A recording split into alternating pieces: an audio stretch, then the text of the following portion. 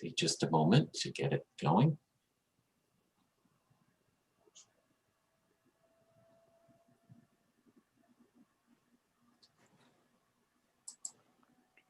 All right, that's going.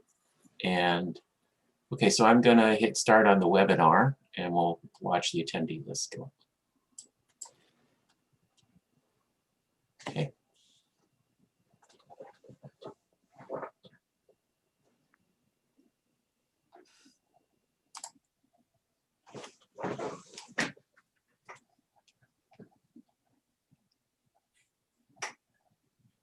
Welcome, everybody. We're just waiting for the participant list to bump up a little bit, and then we'll get started in a moment.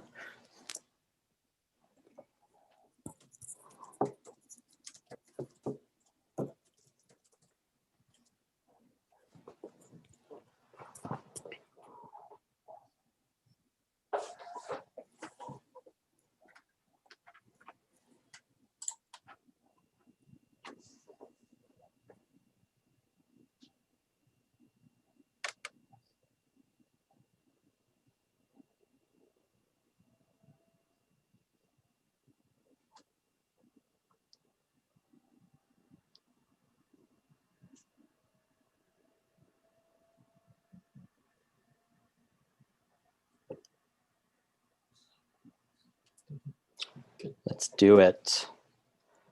Welcome, everybody, to session 9. I am Jared Novick, and I will be your host as we hit our glide path into Friday evening here on the East Coast. Before we start, just a few of the usual reminders. If you have a question for a speaker during this session, you can send it anytime during the presentation by pressing the Q&A button in the tray, usually at the bottom of your screen, and entering your question there. If we select your question during the Q&A period, we'll call on you by name and you will be invited to unmute yourself to ask your question. A reminder, we especially encourage questions from students and postdocs and early career attendees to ask questions. If you prefer that I read your question on your behalf, please indicate that along with your question in the Q&A box. Okay, let us get started. I am happy to introduce our first speaker, Zoe Liu, who will be talking to us about a multifactorial approach to constituent orderings. Thank you. Today I'll tell you about word orders.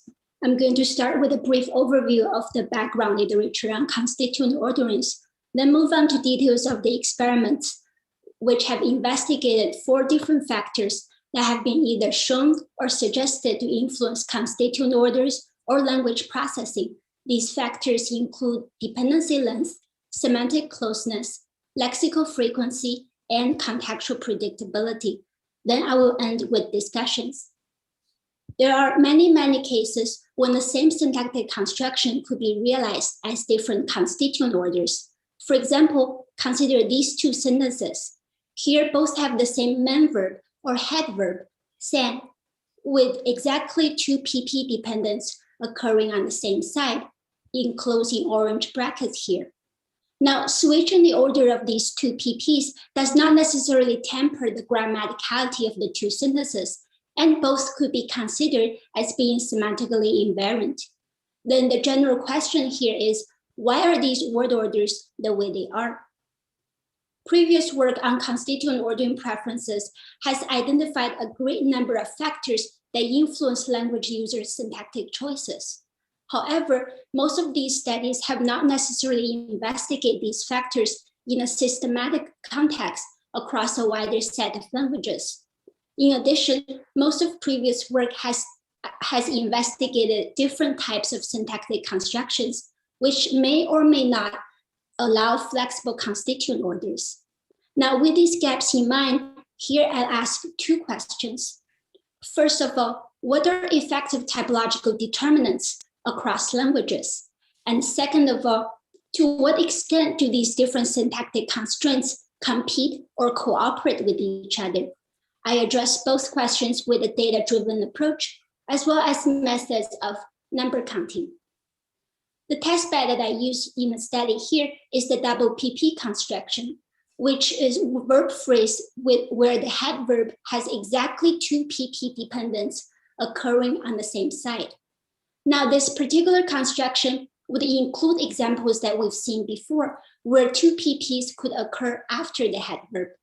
On the other hand, we would also have contexts where the two PPs could occur both pre-verbally. With that in mind, let's take a look at the factors. First one is dependency length from the principle of dependency length minimization, or DLM, which originated from the framework of dependency grammar. Its general prediction is that words or phrases that have syntactic dependency with each other would tend to occur closer. Applying this concept here, its general prediction is that the PP of shorter length would prefer to occur closer to its head verb. As a demonstration of how this works, again, consider the same examples we've seen earlier on. Here I pick function head over content head and pick the add position within each PP as its syntactic head. For ease of demonstration of DLM, then dependency length between the head verb and its PP dependent is the linear distance from the head verb to the add position within the PP. As you could see here, comparing these two sentences, the dependency length between the head verb and the PP that is closer to the head verb is the same in both sentences, whereas the dependency length between the head verb and the PP that is farther away from the head verb is shorter in the first sentence. And that is because the shorter PP with the band is placed closer to the head verb. Thereby, dependency length would predict the first structure to be more preferred. To measure the effect of this factor for each observed ordering structure, I first construct its structural variant simply by switching the order of the two PPs. Then I measure the overall dependency length from the head verb and both of its two PP dependents. Moving on, the next factor is semantic closeness. Now, the earliest observation for the correlation between semantic closeness and syntactic proximity could go all the way back possibly to Bagel in 1932. And the general prediction is that words or phrases that are semantically close to each other or lexically dependent on each other would tend to prefer syntactic proximity. Now, there are no perfect way of measuring the effect for semantic closeness. I experimented with semantic similarity, approximating semantic closeness as how semantically similar a given head verb and its PP dependent are. To do that, I used word embeddings and cosine similarity. To put formally, word embeddings are high-dimensional semantic vector representation. Now that sounds like a lot of words. And for us to imagine a high-dimensional space, such as 300 dimensions, that is also a lot of work. Instead, let's try imagining a two-dimensional space here. Given a double PP structure, word embeddings would assign numerical vector representations to both the head verbs and its two PP dependents. One thing I'd like to point out here is that each PP is represented as just its add position and the nominal head. Then these numerical values would map these words and phrases onto a two-dimensional space. Cosine similarity then could be conceptually understood as how close these dots are in this two-dimensional space. The closer the two dots are in the space, the more semantically similar they are. Now, comparing the two PPs, the one add party is semantically more similar to the head verb san, and therefore in this case, semantic closeness would actually prefer the PP at the dinner party to be placed closer to the head verb san. Next factor is lexical frequency. Now, the role of this factor in language processing doesn't really need much introduction. Previous work has shown extensively that the more frequent words or phrases would tend to occur first due to ease of accessibility. Applying this concept here, it would predict that the PP that is more frequent or the one with more frequent words would tend to occur first. To measure the effect of this factor, I use unigram language models. The lexical frequency of a PP is then measured as the product of the probability of each individual word given a PP. As you could probably tell here, measured this way, lexical frequency is clearly influenced by how many words there are in the PP.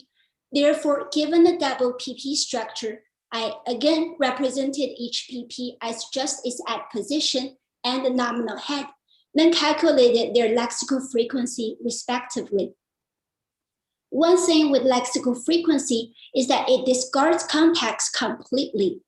Then to more closely look at the effect of context, I measured contextual predictability.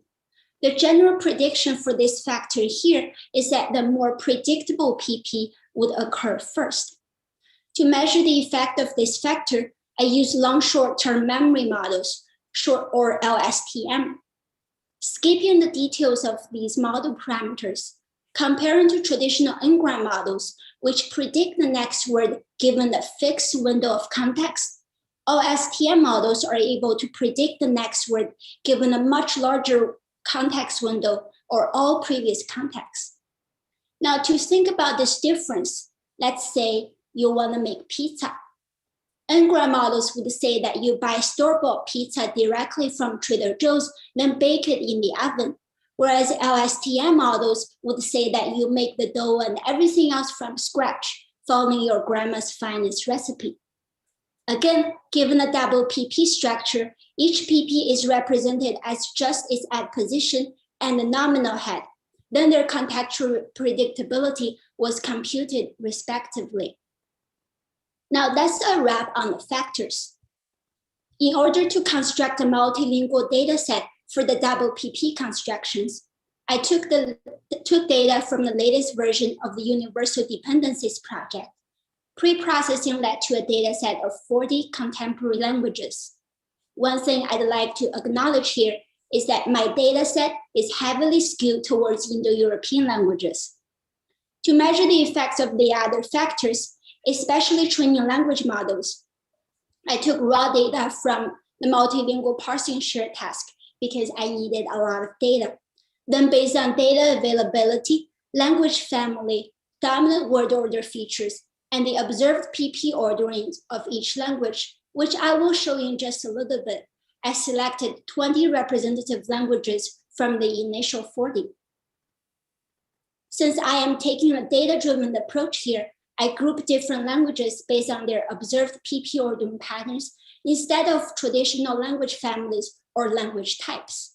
Overall, there are 3 different PP ordering structures. First group includes languages with only preverbal orders. Second group includes languages with only postverbal PP orders. And the third group includes a mix of both. To evaluate the individual predictive power of each of the 4 factors, I used Bayesian mixed effects logistic regression.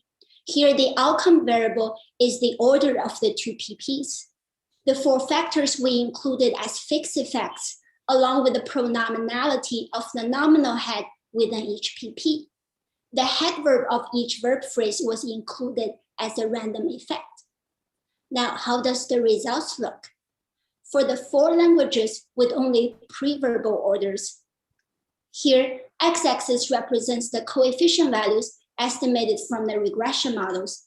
Y-axis represents the ordering structures. Red triangle here indicates that the factor of interest has a significant positive effect. Blue dot indicates that the factor has no role whatsoever. Looking at dependency lengths, although it seems to have a positive influence for Japanese, indicating a tendency for shorter dependencies, it does not seem to have a consistent effect for the other 3 languages. By contrast, in most of the contexts when dependency length is not effective, we see a strong positive effect for both semantic closeness and lexical frequency. On the other hand, there does not seem to be any effect for contextual predictability. Second group, for 5 languages with only postverbal PP orders, again, x-axis is the coefficient, y-axis is the ordering structure. Besides the red triangle and the blue dot, here green square indicates that the factor has a significant negative role. Looking at dependency lengths across these 5 languages, it seems to have a very strong effect, indicating a preference for shorter dependencies. On the other hand, no such effect was observed for the other 3 factors. For the last group, which includes 11 languages with both pre-verbal and post-verbal orders, when looking at dependency length, there seems to be a positive effect for shorter dependencies across most of the contexts here. However, let's take a look at the other 3 factors. As you're probably thinking right now, this graph is really not good looking. And you're absolutely right. This is because the effects of the other 3 factors were much harder to generalize. There did not seem to be any consistent pattern regarding their roles in predicting PP orders. Now, zooming in a little closer on dependency length, which was effective. Here, the y-axis is the coefficient value. Orange dot on the left represents the post-verbal domain, whereas purple dot on the right represents the pre-verbal domain. As you could see here, the effect of dependency length is much stronger in the post-verbal context when the 2 PPs occur after the adverb. Now, going back to the questions that I raised at the beginning, overall, comparing the different observations here, dependency length seems to be the strongest predictor among the 4 factors, and its effect is much stronger when the 2 PPs are post-verbal than when they are pre-verbal. On the other hand, recall early on that in languages with only pre-verbal orders, in cases where dependency length was not effective, semantic closeness and lexical frequency seem to have a very weak positive effect. On the other hand, comparing the different languages here, there does not seem to be a consistent role for contextual predictability whatsoever. Now, what does all of this number crunching mean? Comparing to previous studies, for example, they have demonstrated strong effect of DLM in the transitive constructions in Japanese and Korean, 2 languages that have been traditionally considered as rigid head final. On the other hand, within the double PP construction that I've investigated here, there does not seem to be the same pattern for dependency length in Hindi, which is also traditionally considered as head final, nor mixed type languages like Persian. This, in addition, previous work has shown extensively the role of lexical frequency in predicting syntactic choices at the word level. However, we do not see the same observations here with the PPs. This indicates that although we are striving for some sort of language universal and hoping that one factor would does it all, we can't necessarily ignore the fact that these factors and their respective roles are not only language specific, but also structure specific. Moving on, previous work looking at double PP structures in particular has demonstrated the significant effect of semantic closeness based on manual annotations. They also noted the important distinction between the traditional concepts of argument and adjuncts. On the other hand, again, we do not see the same observations here across most of the languages. One thing you're probably wondering is that, well, what if the way that you measure these factors are just not the way to go? And one thing I'd like to point out here is that when it comes to methods of counting numbers, there is no right way to measure anything. With that being said, I experimented with different word embedding types, different ways of representing PPs and respective calculation, and that did not yield observable differences in the results. Alternatively, it might just well be the case that the factors that were measured here were the right way to measure it, and the observed orders and their structural variance, on the other hand, when it comes to these different factors, could just be equally good enough. And the last note concerns the correlation between typological tendency and processing efficiency. There has been a growing line of research indicating that typological universals are shaped by processing efficiency. Would that be the case? Respectfully and frankly, I'm not exactly sure yet. First thing is that most of the corpus-based multilingual work on syntactic universals have used written corpora. And one thing that we've taken for granted is that corpus observations do reflect language's true preferences, whereas we know that sometimes, at least, that is not necessarily the case. In addition, as I mentioned, written corpora, this means that not a lot of multilingual work has been on using spoken data.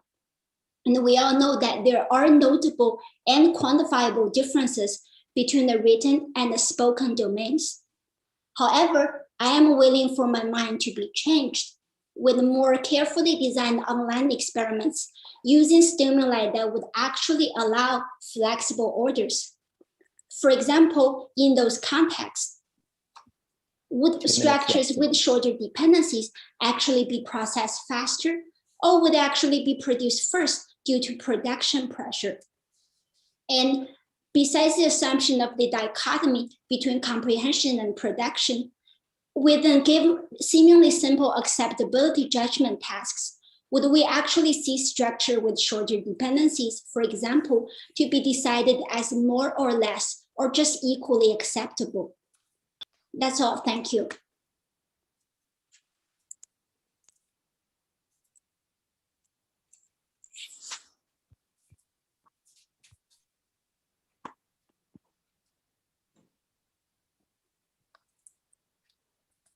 Great, thank you, Zoe, for a nice talk. We are now into our Q&A period. We've got a good amount of time. And we've got some activity here in the Q&A chat box. Let's see, we have Richard Futrell has a question. So you're gonna get an invitation to unmute yourself. Hopefully that'll go without a hitch. Hello. Is this working? It's working. Yeah, so Zoe, why do you think dependency length minimization appears to be weaker pre-verbally than post-verbally? That is a great question. Thank you very much. I think one of the motivations could be the short first principle that is proposed by Marianne McDonald, that due to production pressure, shorter things are more accessible, and therefore they will be produced first. And even though when we are looking at written corpora, they could be a format of production, but in a different sense, and therefore possibly explains the discrepancy of the effect for dependency lengths between pre-verbal and post-verbal contexts. Thanks.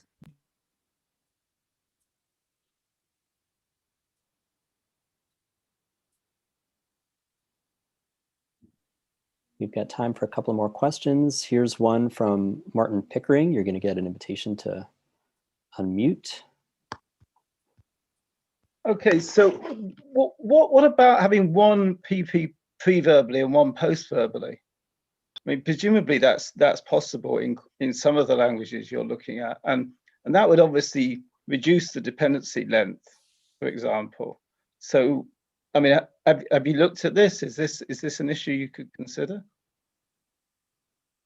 Thank you very much for your question. I have not looked at this particular structure, but I would be very interested to look at it.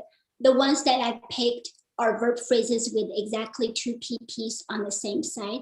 And the biggest assumption made there is that the order of the two PPs when they occur on the same side would actually allow flexibility in at least some of these contexts. Whereas when it comes to two PPs that is split around the head verbs, I'm not so sure that that would necessarily be the case, but I think that is more of an empirical question that I'd be very excited to look at in the future.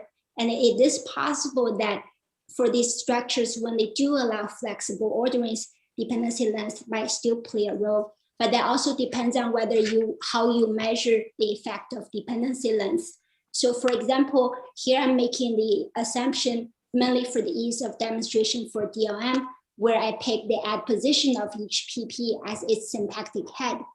And although when I picked the content head, there was no observable differences in the results, that might turn out to be the case when you have two PPs on either side of the head verb. Okay, thank you.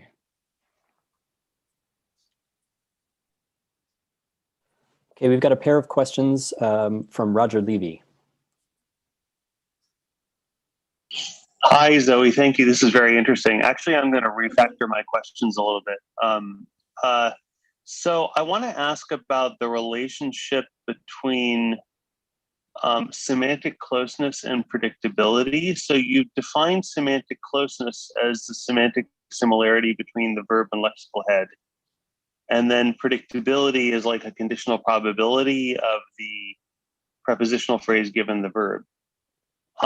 And I guess what brings this question to mind is, like, I was sort of thinking a little bit about the argument adjunct distinction. And I think, like, a lot of people would expect that in these cases, you expect, at least certainly in the pre-verbal cases, I'm not so sure, maybe also in the post-verbal cases, excuse me, certainly in the post-verbal cases, maybe not as much in the pre-verbal cases, but that you would expect arguments to often come before or closer to the verb than adjuncts. And I'm wondering, do you think, well, I don't think does universal dependencies actually, like, give you information about, I know you can't always make a clear argument adjunct categorical distinction, but I would guess that, like, semantic closeness and or contextual predictability would sort of capture some piece of that, because, I mean, the word embedding representation is basically a learned, so that words that occur together a lot have a more similar representation. So I would guess that A captures it captures like co-occurrence, and B might actually capture sort of like argumenthood as well, which, you know, so I'm wondering what do you think about that in terms of, like, the relationship of those three things: argumenthood, semantic similarity, and predictability? Thank you very much for your question, Roger. Those are great questions. I guess there's a lot of things here to be unpacked. So one thing with the PPs that I extracted in particular, based on the annotations of the universal dependencies, they were all PP obliques. So given the standards of the annotation, they're not considered necessarily as core arguments. So with this, just can I ask for clarity? So, like, for example, like to be like to you know, be well, what's a good example? So like clear prepositional phrase arguments would be excluded. So those are just not in your data set. I'm sorry, I didn't quite catch the last part. Could you repeat like that? Clear, like I'm trying to think of a really clear example. Never mind. I shouldn't have interrupted you. Why don't you go ahead? Go ahead. No worries at all. I really like these questions. So that's one thing regarding the annotation of the PPs. Now, relating it to the distinction between argument and adjunct, I think one thing to be noted there is that traditionally these two concepts have been treated as binary features, whereas in my personal view, they should be treated more as a gradient measure or a gradient factor instead of necessarily something is absolutely argument versus something is absolutely adjunct. And regarding the effect of the three different factors, as you mentioned, so before I push them all into a regression model, when I look at the predictive prediction of these factors individually, most of them were able to make above chance predictions, but they did not have as strong effect as, say, when compared to dependency length. So it is possible that when we look at the individual effect of each of these factors, without taking the other factors into control or into account, they do have a role, but when we combine them together, their effect do not seem to be as pronounced. And with word co-occurrence information, I guess one thing I could also mention is that on the side, I've also experimented with pointwise mutual information, or the principle of information locality, but that did not seem to be playing a strong role in these cases, either looking at it individually or when I combine it together with the other factors. So I think to look at these factors all together, it might be the case that these three factors are correlated to a great extent, but depending on the different measures here, sometimes that might not necessarily be observant. Does that sort of answer at least some of your questions? Yeah, that was great. Thank you. Yeah, thank you. I have another question, but I want to defer to anybody else who is already in line. spoken a lot. Yeah, there's one unaddressed question here, which I'm going to read for Irina Sekarina, and I think this is going to have to be the last question, I'm afraid, in the interest of time. Her question reads, in languages with flexible word order, like the Slavic languages, one of the main factors for the order of constituents has to do with the information structure. The old information precedes the new information. Have you investigated this factor, considering that you have Bulgarian, Russian, and Ukrainian in your 20 languages? That is a wonderful question. Thank you very much. I have not investigated this factor systematically in my study. The only thing that I've tried to control along this line is controlling for the pronominality of the nominal head given a PP. So whether it's a noun, it's a proper noun, or is it a pronoun? But that is not exactly the same as information structure. So for example, we could assume that pronoun is more given than non-pronouns, but that is more coarse-grained than the initial predictions of information structure or given before new. So I'd love to investigate this factor more closely in the future, but that would possibly rely on manual annotations, which is also good for future work. Thank you, Zoe, and thank you everybody for a great exchange. Let's thank our speaker. And let me invite the next group to please share your screen with us. And I will introduce you. Our next talk is from Rebecca Tolan and Bilga Palaz, and they will be talking about the dual nature of subjecthood, unifying subject islands and that trace effects. Thank you. I'm not actually able to share my screen right at the moment.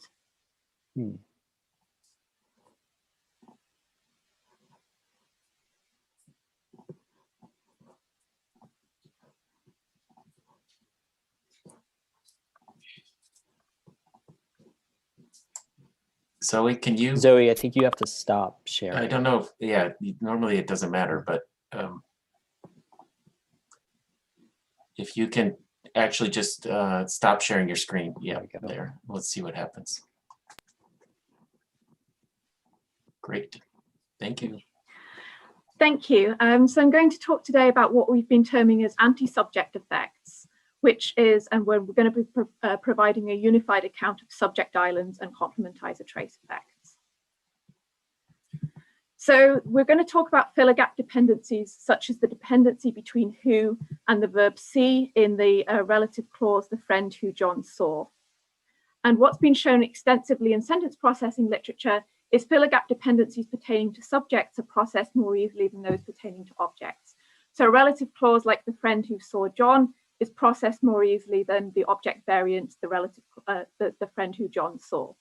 And we see this analogously with WH questions, in that subject WH questions like which friend saw John are processed more easily than the object variant like which friend did John see.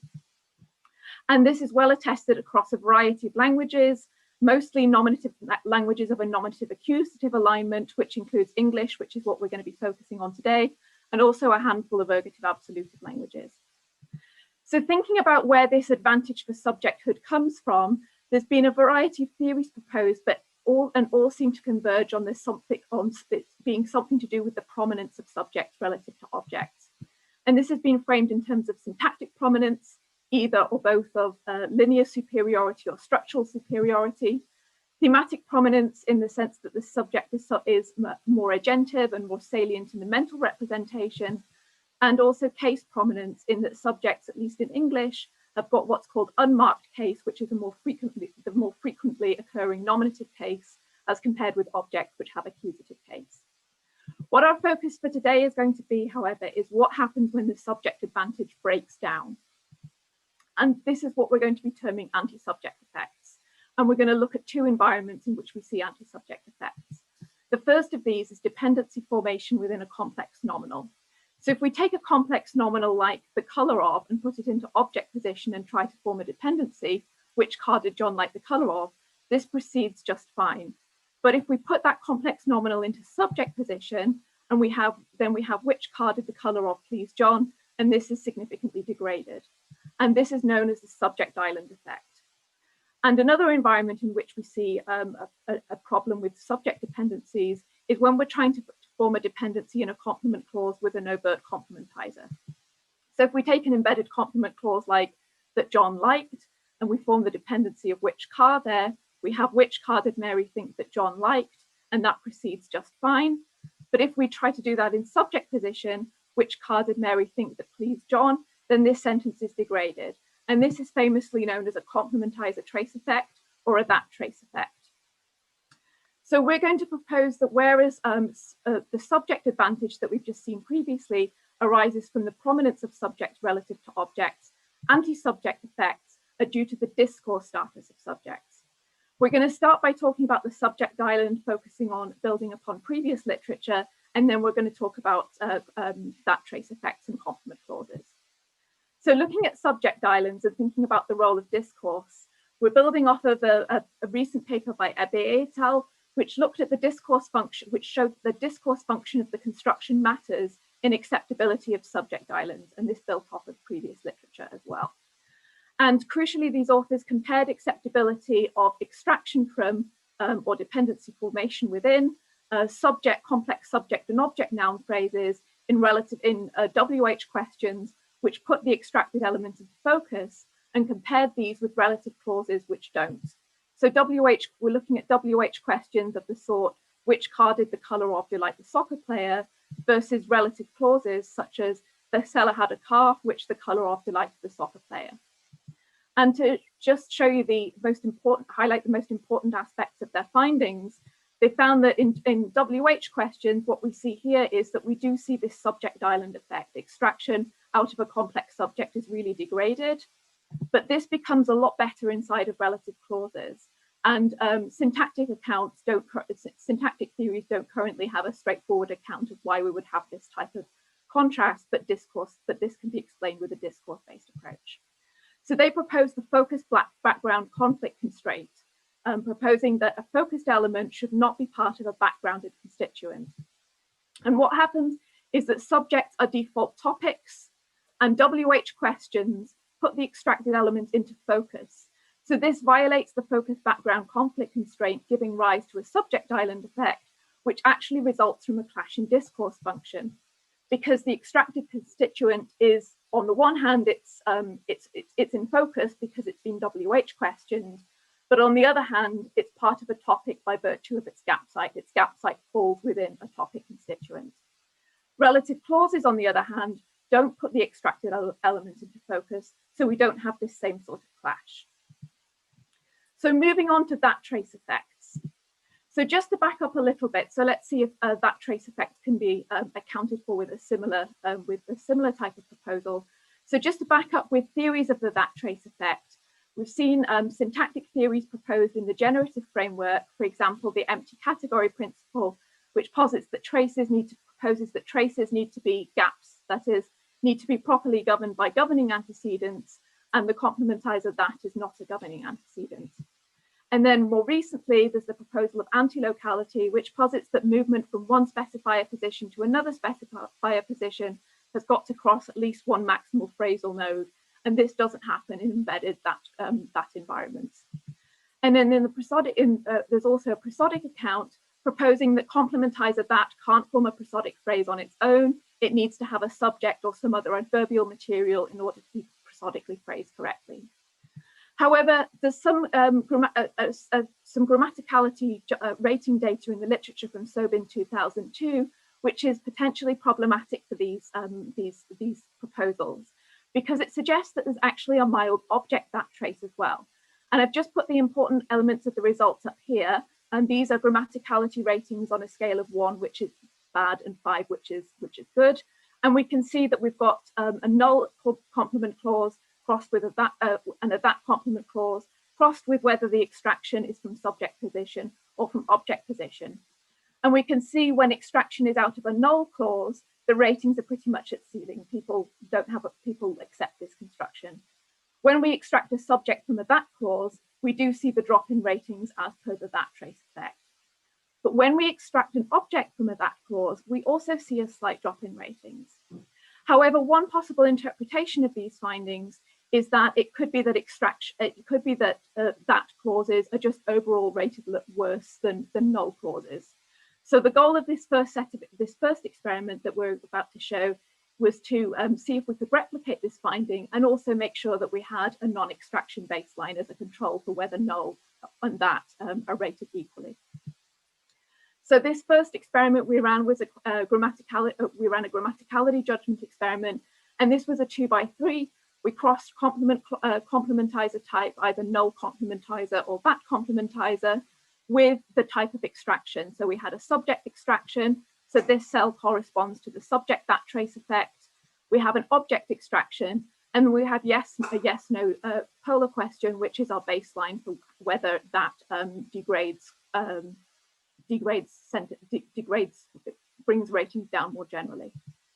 We had 24 sets of critical items and 24 fillers, and we had 37 participants recruited on MTurk. They were all native English speakers.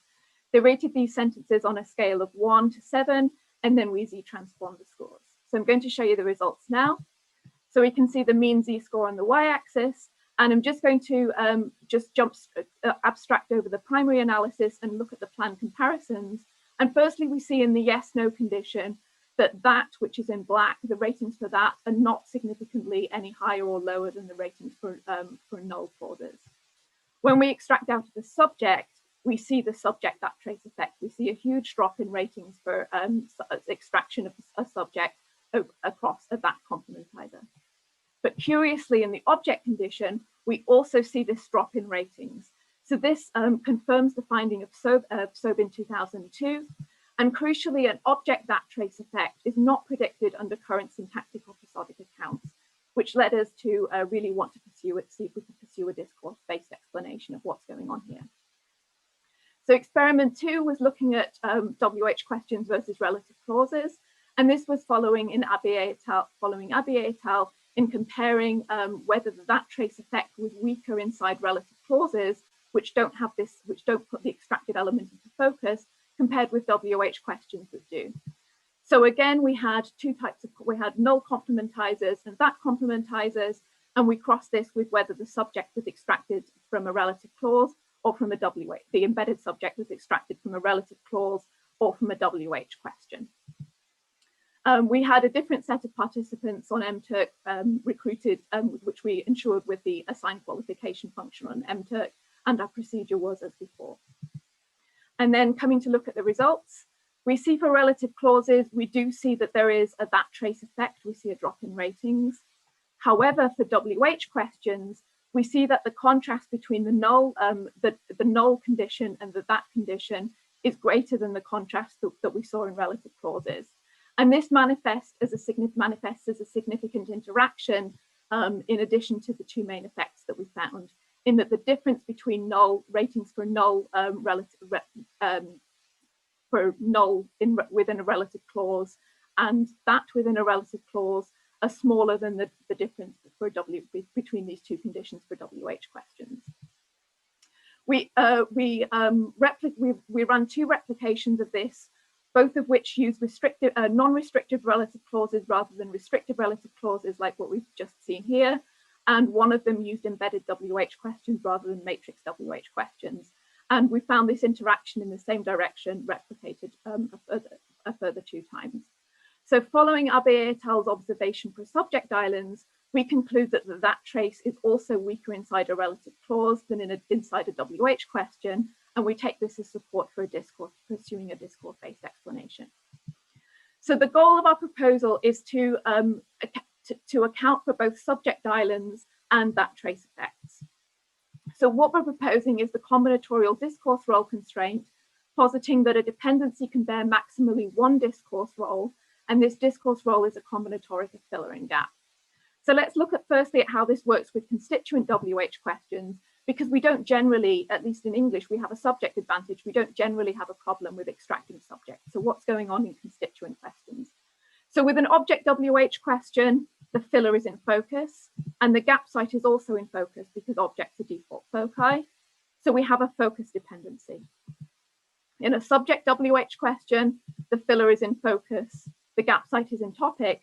So we hypothesize that we have a non-focus dependency.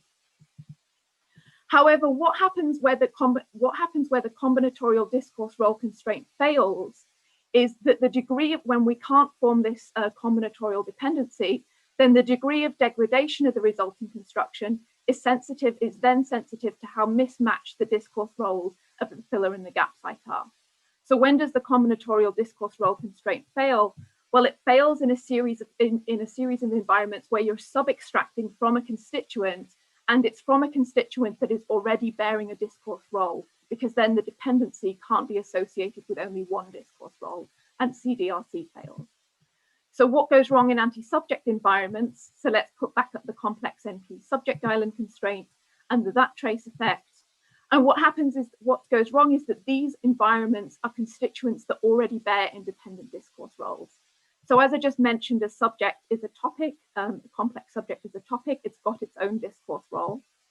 And we're relatively agnostic for now as to precisely how to characterize the discourse function, the discourse role of that complement clauses, but we note from the literature, that generative literature, Rizzi 1990 proposes that these types of clauses have got peripheral discourse profile that null clauses lack. And in the functionalist literature, Underhill 1988 has shown that with a corpus study, that clauses have a discourse profile which differs from null clauses. So what this means is that any dependencies formed in these environments violate CRDC. So we're now at the mercy as to how big is the clash between the filler and the gap. If we have an object dependence, so for example, with the object that trace effect, we've got an object filler the filler is in focus and the object gap site is in focus. So there's no clash, and the only thing that's gone wrong is a violation of the CRDC. So we see that just that slight drop in ratings. But in subject environments where the subject is the topic, then we're more prone to a clash. So what goes wrong? So let's take subject islands and look at WH questions. So in a WH question, the filler is in focus, and the gap in a subject island falls within a noun phrase already bearing a discourse function topic. So CDRC fails, and the resulting clash is between focus and topic. So it's pretty degraded. In a relative clause, it's exactly the same, except that the clash is now between non-focus and topic. So it's less degraded. In that embedded that clauses, in a WH question, the filler is in focus. 5 minutes. Thank you.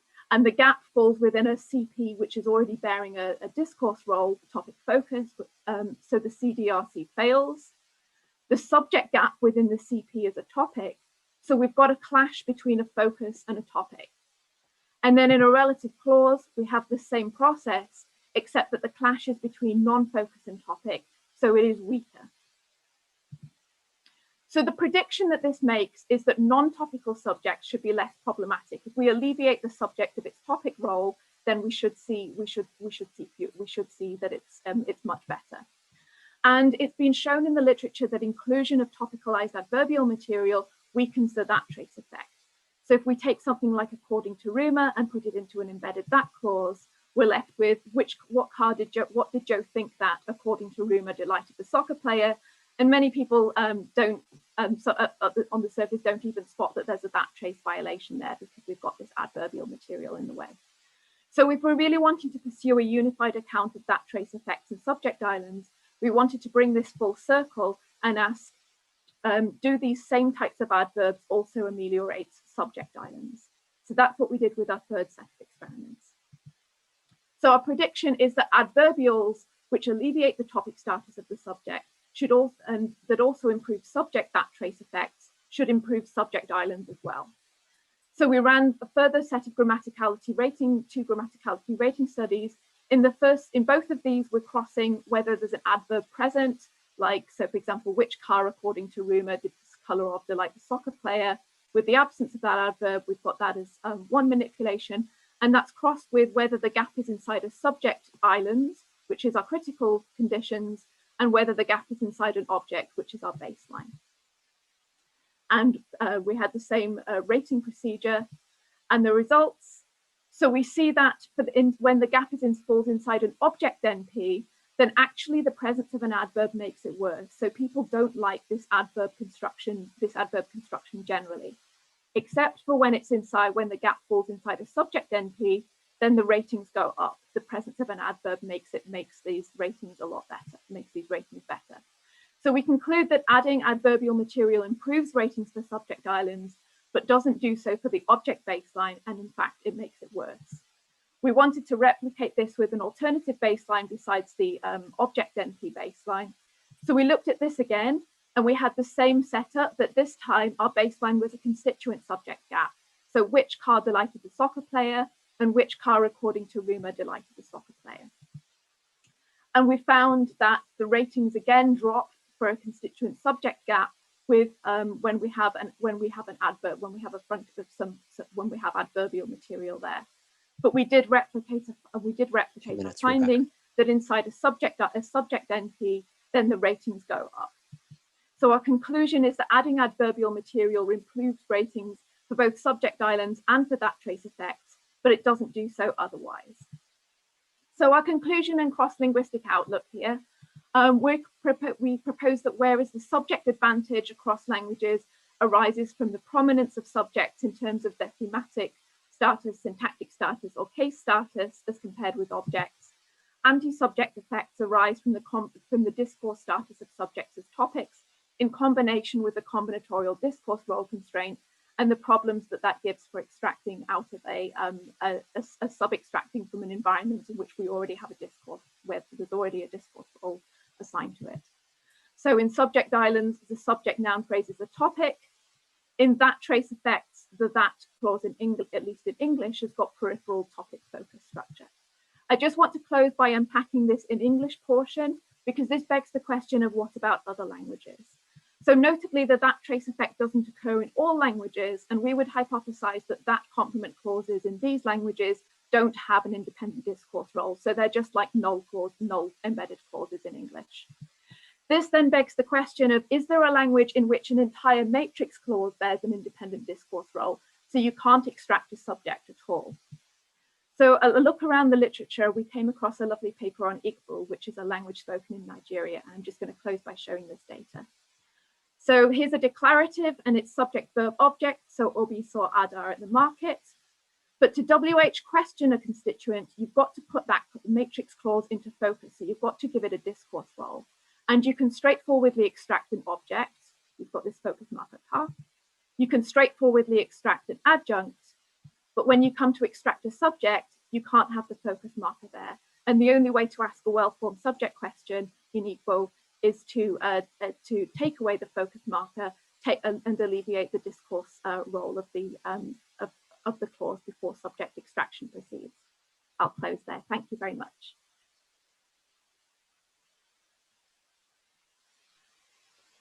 Terrific. Thanks for a very interesting talk, Rebecca. Back to my role here as DJ. I see that we've got a question from Dave Cush from the University of Toronto. So let's try to unmute him if we can. Got it. Hi, can you hear me? We can. Hi, Rebecca. Thanks for the talk. I have a bunch of questions, but I guess the question that I will ask, it has to do with why we're concluding that this has really, the slight amelioration that you see for that trace by adding the adverbial, and the slight amelioration you see for the subject island effect. Why are we treating that? Why aren't we just treating that as a sort of like separate main effect that has sort of nothing to do with sort of the islands has? I mean, on the one hand, it also seems like you still see a pretty big difference between, say, that trace effects and subject island effects. It doesn't seem like the subject island effect goes away when you insert the PP or the adverbial there. Yes. So, I mean, I certainly agree that there are lots of factors that affect the acceptability of sentences, and there are lots of factors that could sort of have a consistent effect across different types of sentences. But I guess the question is, what evidence do we have that this provides, or what evidence does provide for a unified account? Like, for a unified account of the subject island effect and the that trace effect, rather than just saying there's a separate effect that affects the acceptability of these sentences independent of that trace and subject islands that we are manipulating here. Thanks for your question. Yeah, thanks for your question. I think two of the reasons are firstly that we've observed that there's some kind of weakens the topic status of the subject. So that's in line with our hypothesis, but also it's certainly more parsimonious, and there aren't currently any syntactic approaches that would predict that you would have this, as far as we know, that you would have the same effect across both types of constructions. I guess Sure. perhaps there is a different account for both, but we're just as a null hypothesis as a more parsimonious hypothesis going to conclude that the same factors are at work in both types of constructions. Okay. Yeah, I certainly agree that there's probably a shared factor here that is influencing acceptability. I'm not entirely sure it relates specifically to subject island effects, but I'll let other people talk. Thank you very much. Okay, we've got a question from Julie Gerard.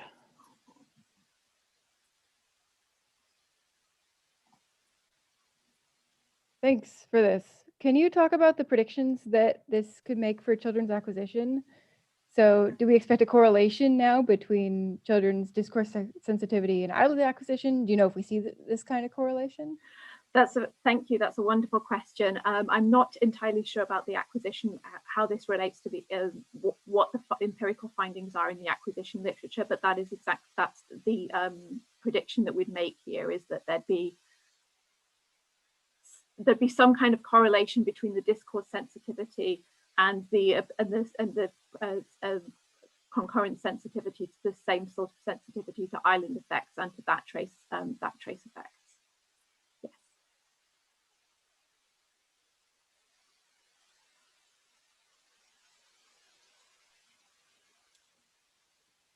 Excellent. Okay, let's go to Colin Phillips, who's got a question he'll ask himself.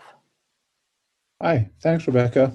I guess I wanted to carry on with something you were addressing at the end of the talk about the cross-language variation.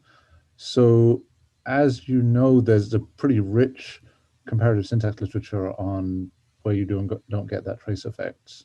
And the kind of thing that people have tied this to, which also addresses Julie's learning question, is things like the presence of post-verbal subjects. So there are word order cues relating to things that are really well represented in the input. So I'm wondering, would you say, no, you don't think that's what's going on? Or would you say, well, that actually is the same thing as what you're labeling, you're putting discourse labels onto. So when that, yeah, it's the same kind of idea. Yeah, thank you.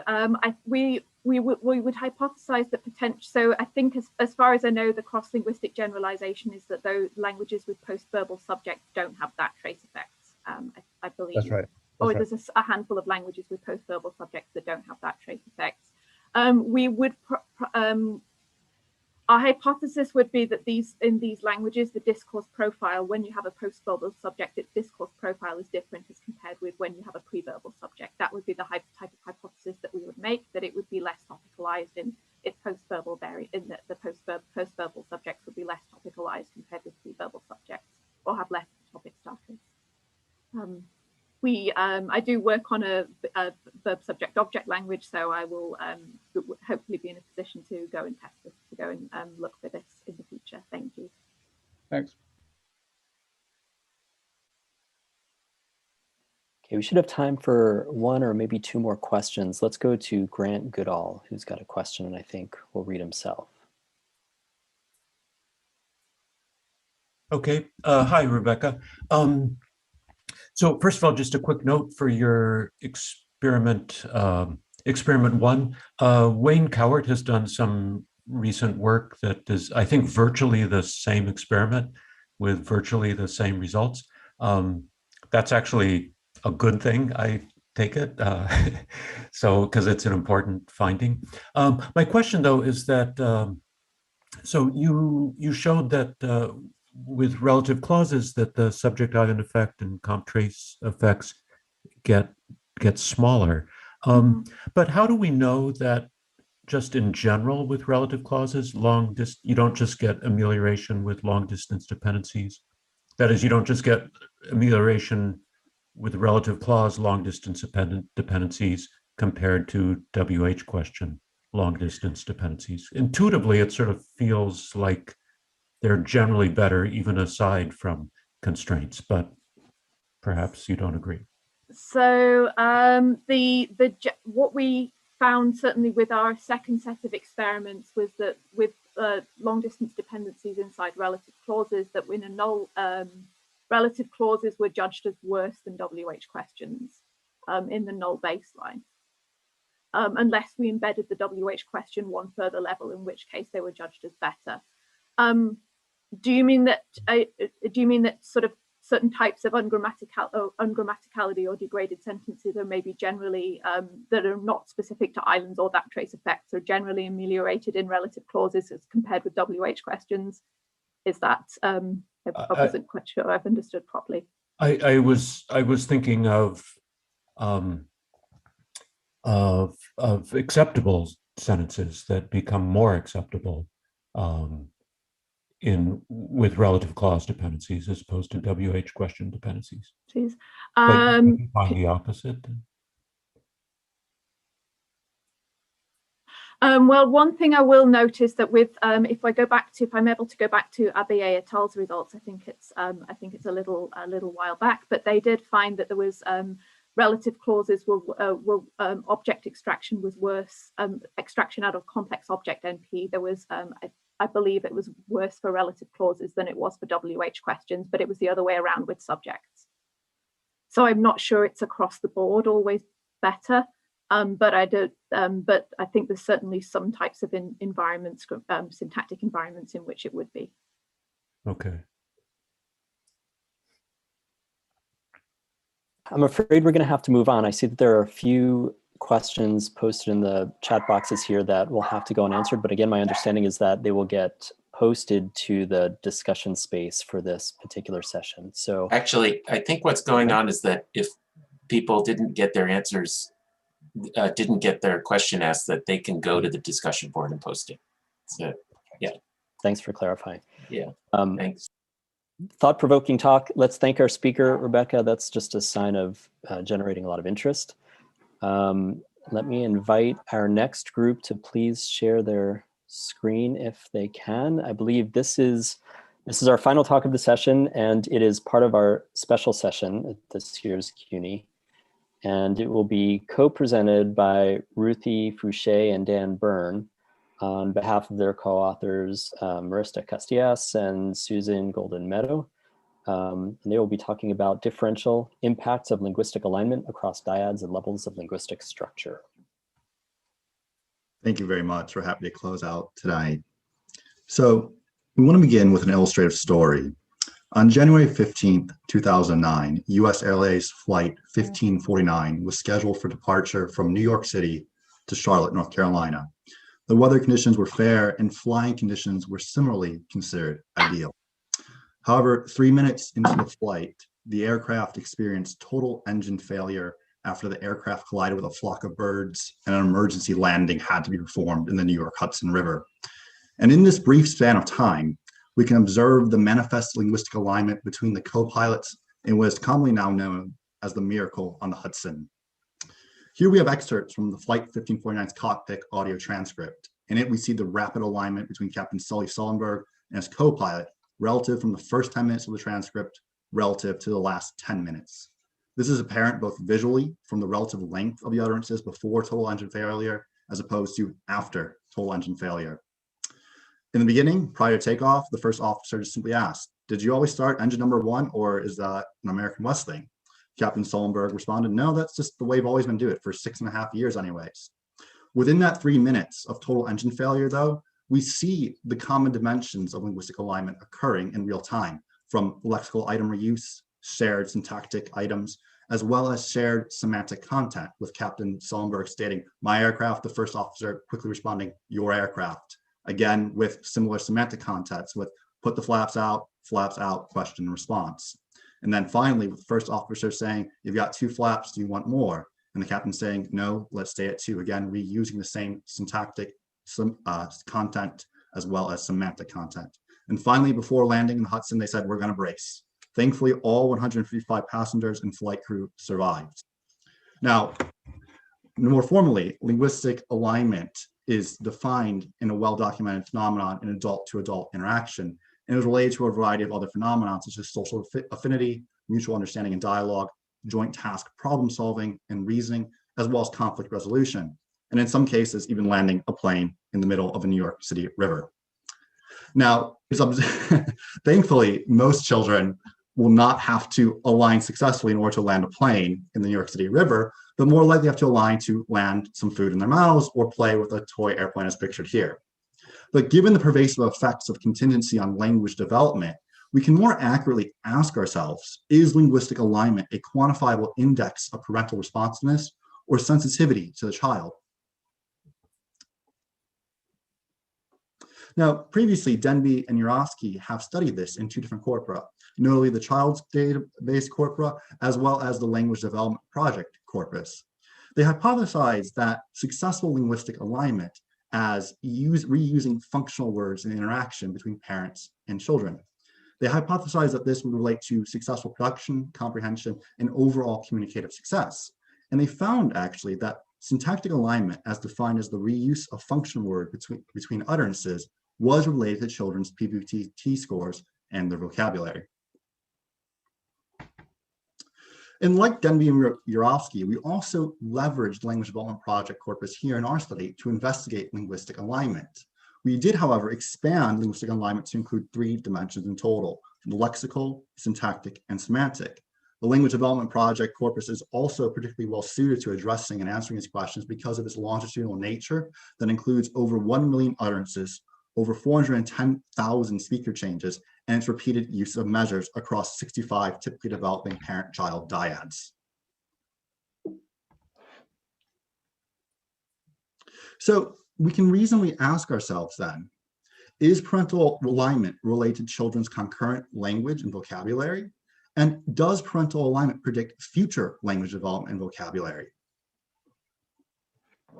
So as I noted previously, we applied these 3 levels of alignment in regard to lexical, defined as shared words between utterances, the syntactic, defined as shared parts of speech, and unlike Urofsky and Denby again, we considered all parts of speech, not just the reuse of function words. And finally, we operationalized the last dimension as semantic or content similarity. Moreover, we apply these 3 levels in regard to the directionality of the speaker. In essence, who is responding to whom and who is aligning to whom. In our corpus, there are 2 possibilities for the direction of alignment: the parent responding and aligning to the child, and conversely and correspondingly, the child responding and aligning to the parent. I do want to make a brief note about the color used in our presentation. Parent will be color-coded in red, and children data will be color-coded in purple going forward.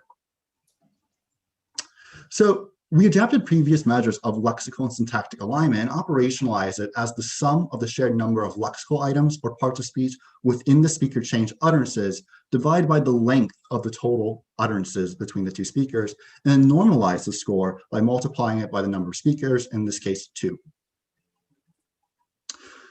We also operationalized semantic alignment by using pre-trained word vectors from the open source natural language processing library, Spacy. These word vectors were trained on internet data, and we calculated the cosine similarity in a high dimensional vector space between the primary caregiver and child utterances within these speaker changes, and all the values were normalized to range between -1 and 1. So let's take an example of how we pre-process the data and analyze it using a small excerpt of a simple speaker exchange between a primary caregiver and a child. In this instance, the primary caregiver says to the child, "Who is that wagging their tail?" And the child simply responds, "That dog's tail." We pre-process the data by normalizing the case to lower and removing and stripping all extraneous punctuation and spaces. Applying our measure of lexical alignment with the child responding to the primary caregiver, we see that the parent and the child share the words "that" and "tail" between the 2 utterances, with again the child aligning and responding to the primary caregiver. Similarly, with syntactic alignment, with the child responding to the primary caregiver, we see that the parent and the child share the two determiners and nouns between each other. And lastly, what we've highlighted for the semantic content is wagging and tail, as well as dog and tail, because these are content-carrying words and vectorized in a high-dimensional geometric space. We would expect the content-carrying words, such as nouns and verbs, to carry and drive the semantic meaning of alignment between primary caregivers and children in this interaction. So applying all of this together, we would return scores like this. The lexical alignment score for this simple example will be 0.44, the syntactic alignment score of 0.40, and the semantic alignment score driven by those shared content-carrying words of semantic alignment of 0.86. And this structure continued throughout our corpus, with parents and primary caregivers responding to one another, with this reciprocal structure continuing through 58 months. Okay, so these calculations enabled us to look at alignment at these three different levels, at the level of every utterance in our corpus. So first, to give you a sense of what we saw when we looked at the Language Development Project corpus, I'm going to show you distributions of mean rates of alignment for children in purple, thank you, Dan, and red across dyads and across levels of linguistic structure and time points. So what we see comparing the purple and red distributions is that parents are typically aligning more than children. But that even though this is true across the entire age range, it looks like the distributions are becoming more similar. So this is sort of indicative of the dyad becoming more and more adult-like. So then quantifying the developmental trajectory of parents' alignment to kids, we can look at alignment scores as an outcome variable with age and the speaker or direction of the alignment and their interaction. So we see that parents' lexical and syntactic alignment decreases with the child's age. They're reusing kids' words and exact sentence structures less and less as the kid gets older. Semantic alignment is increasing for both parents and children. So this gives us evidence that parental alignment behavior is systematically related to children's age, which is consistent with parents directly repeating kids' exact utterances early on in language development, as well as it's consistent with other phenomena that have been documented in the language development literature about parent speech to young children, including imitation, the use of contrastive utterances in response to kids' productions, early sort of linguistic routines, slowly transitioning to more content-ridden speech. And we also see this interaction between the direction or speaker across these different levels of alignment and the age of the child, which is consistent with conversation becoming more meaningful and the child really catching up to their parents' rates of lexical and syntactic alignment. So the conversation becoming more reciprocal. So now we can ask how these patterns relate to children's language development. And we have a bunch of different measures, but we're going to be looking at vocabulary to start. So the Language Development Project collected the PPVT as a standardized measure of children's vocabulary at 3 time points, at 30 months, 42, and 54 months. And we fit linear models, including parental alignment and the age of the child, along with demographic variables that we know are often associated with vocabulary to predict concurrent PPVT.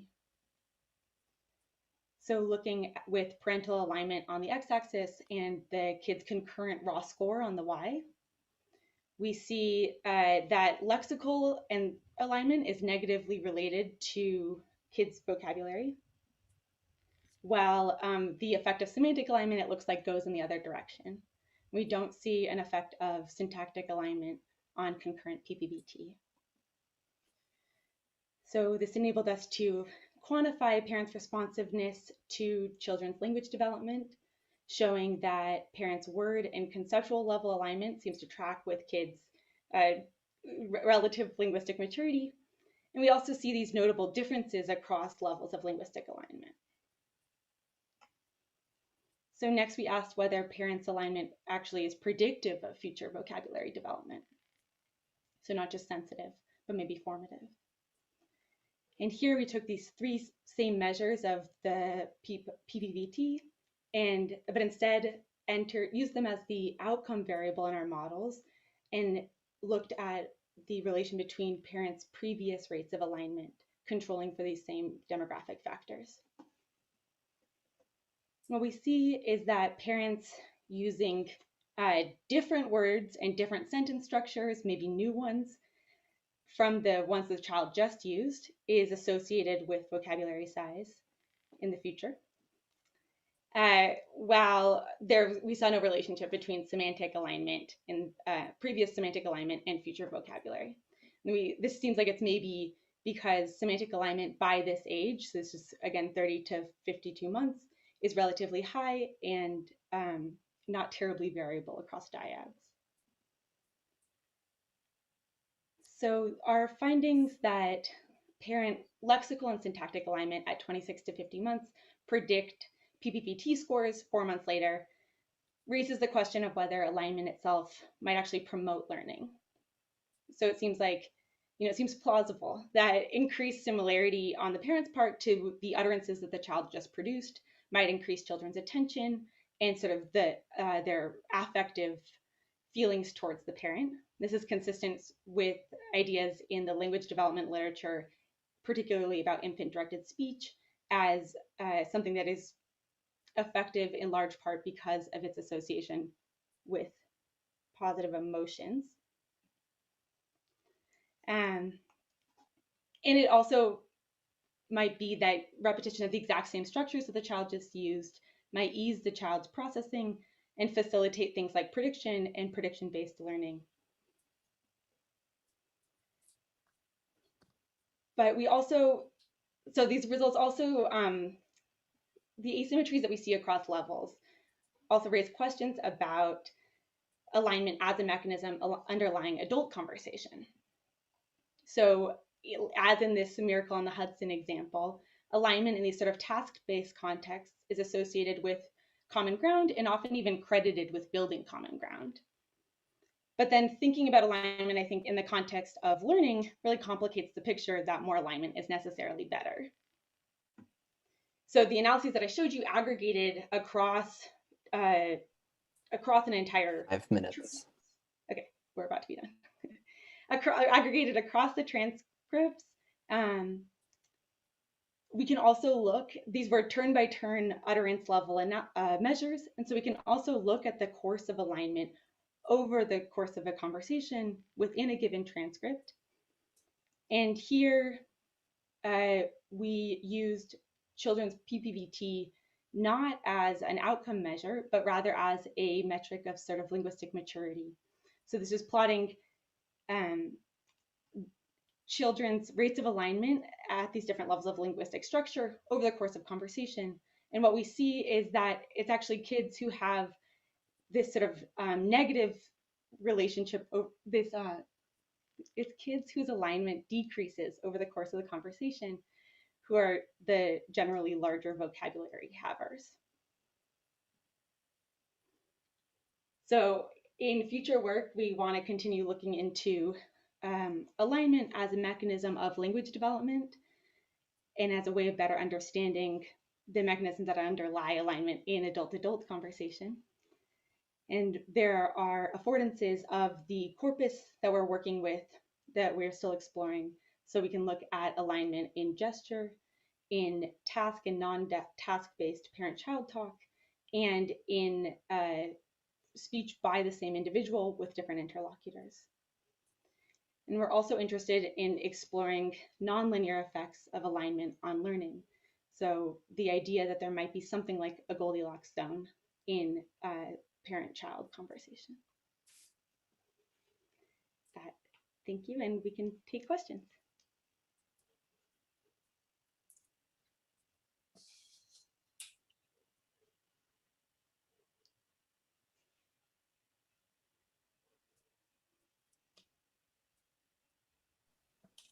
Excellent. Thank you, Ruthie and Dan. That was a really interesting talk. We have some time for questions. I gave you your 5-minute warning when you were almost done. The truth is, if I'm being honest, I didn't put the timer on until about 3 minutes in, but what's time anyway these days? I've got a question from Dan Swingley, and I believe we will unmute him to ask himself. Yeah, thanks everybody. I wondered if there might be some special purchase you could take in looking at the subtraction of lexical overlap from semantic overlap. So at the utterance level, when the parent is on topic, but using different words, maybe that's the most special kind of interaction for word learning. I think that's a really nice idea. And I think that's something that's totally what we want to be getting towards capturing. And I think we're still figuring out the sort of mechanics of that. But I think that's what's nice about looking at the 3 levels all at once. Right. Yeah, I mean, it could be that it's a true thing and you don't see it because of the way the measures are, and there's always some noise and so on. But that seems like a cool thing to look at. Anyway, thank you. It's great. Okay.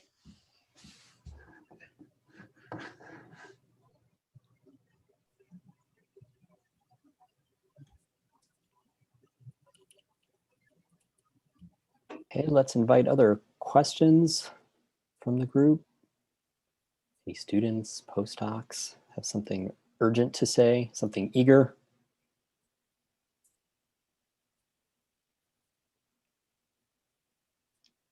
It is the last talk of the day. It is the last talk of the day.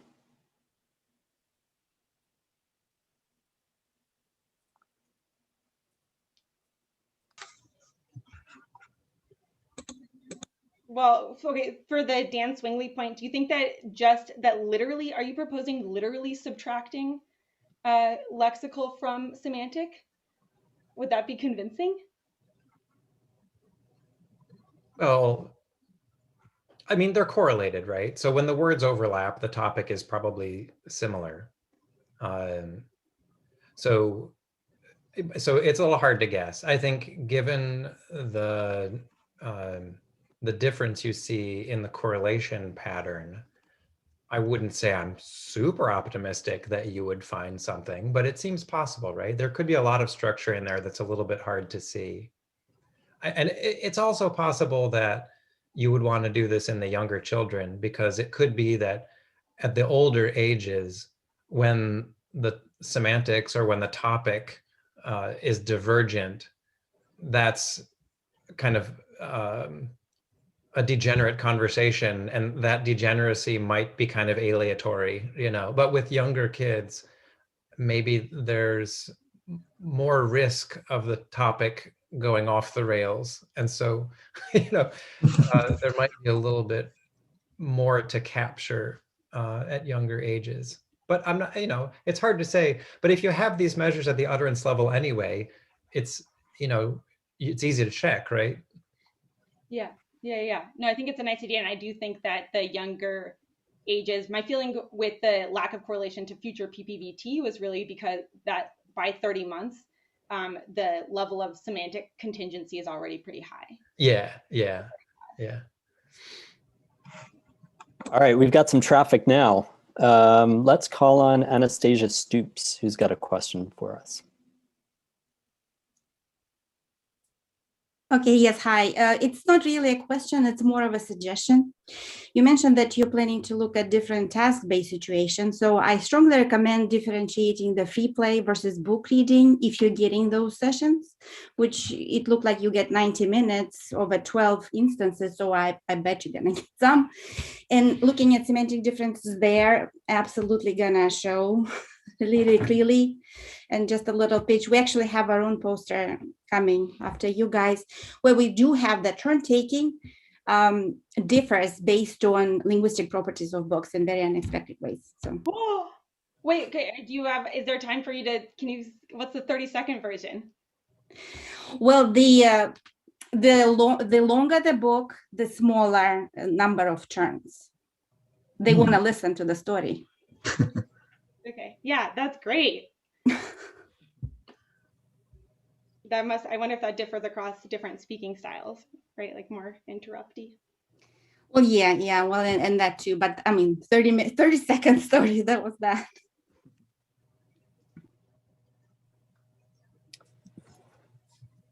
Okay, let's go to Sam Emerson, if you'd like to ask a question.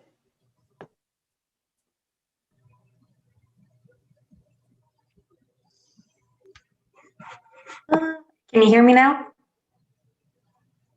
Okay, perfect.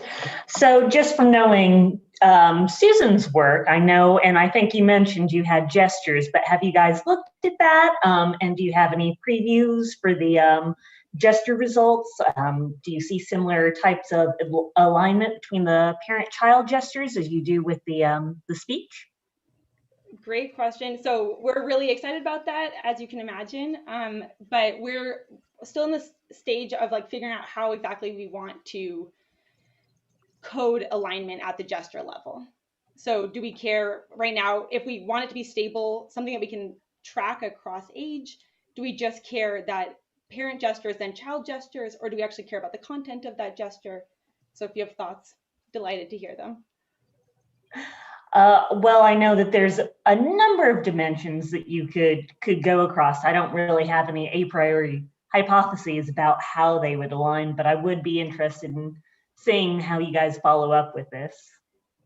I'm really interested in whether the gesture alignment is going to track with the linguistic alignment, as in like whether the same high aligning dyads are going to also be high gesture aligners. You mean developmentally? I mean in like dyad differences, individual differences sort of thing. Oh, yeah, that would be very exciting. Yeah, I'll keep an eye on you guys. I'll be excited to see what you find. As will we. Yeah. Okay, I'm going to read a question from Carolyn Quam, and she asks, I was curious about one of the examples of alignment from early in the talk, as it seemed like the word that might be used in a different part of speech by the kid versus the parent. I think maybe it was used as a determiner versus a pronoun. It made me curious about different ways lexical alignment could be defined. That's a great question. And in fact, like, so what you're pointing to is what we're calling syntactic alignment. That's the end of the question, right? Okay, yeah, we're calling syntactic alignment. And that is, I would say, the measure where you see the most variability across people previously trying to look at this. So maybe Dan can speak more to how we tagged part of speech, but I think it's a really legitimate question because we aren't actually looking at syntactic structure. We're looking at sequence of part of speech tags. Yeah, I think that's a really interesting point that you raised. So thank you for asking that question. In terms of how we tag the part of speech, we did consider a number of different ways of analyzing this data. We considered the sequential, the index position of the words themselves as they were used between the utterances. However, we weren't getting the most reliable results when we considered parsing the data that way. So we decided to take a more parsimonious and simple approach simply by just calculating the reuse of words, the reuse of parts of speech, regardless of their position within the utterances, and regardless of how they were used at the lexical level. But you're absolutely right, at the syntactic level, the determiner versus the pronoun distinction is a really important one, and one that we're trying to figure out, maybe can we zero in more on that syntactic level, because currently we're not seeing many effects with that dimension of linguistic alignment. If there might be something going on in that particular area that we can parse out more appropriately. So, does the lexical, reuse differ in the syntactic form, right? I think that's a really interesting point that you raised, and something that we're trying to figure out how to best tease out of our data at this moment.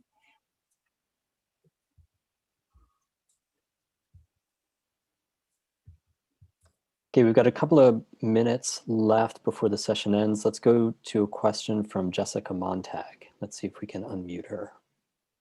Hi. Thank you. This is a really interesting talk. I was wondering, to what extent do you think that some of these measures of alignment might also be an index of the child's own language skills? Such that, like, real conversation has to be aligned, of course, but not so much that it's not kind of pragmatically odd. There is sort of two people exchanging new information, that sort of thing, and the extent to which some misalignment might be good because it is adult-like in the way that, you can imagine dinner time conversation, right? Are those good peas? Yes, they are good peas. Do you like your right? That's kind of hyper aligned in a very uninformative way that adults don't do. So maybe this has to do with the sorts of things that emerge from the alignment measure, or just kind of generally what do you think about this? Yeah, I think that is part of what I think is so interesting about looking at alignment in this context, because obviously the sort of linguistic capabilities of one of the participants is moving a lot. And then also you ideally, for the sake of the learner, there would be new terms and new structures being introduced. And both of those are sort of make it interesting to look at alignment. So you're totally right with the intuition that kids' language development is related to these processes in general, but we see the effects that we showed even when we control for the kids' rates of alignment.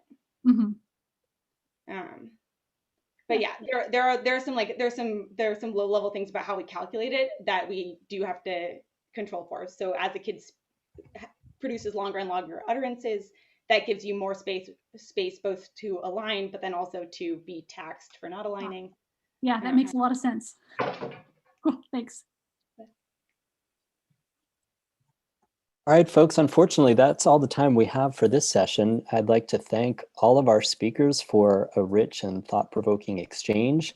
I think John Truzel is going to join me on stage here, but we want to remind you that we have a 15-minute break now before the parallel sessions that begin again at 6:30.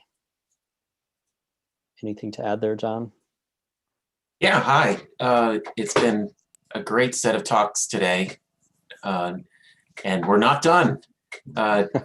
We can keep going. We have, as Jared just said, a set of parallel session talks coming up. West Coasters, it's still early for you.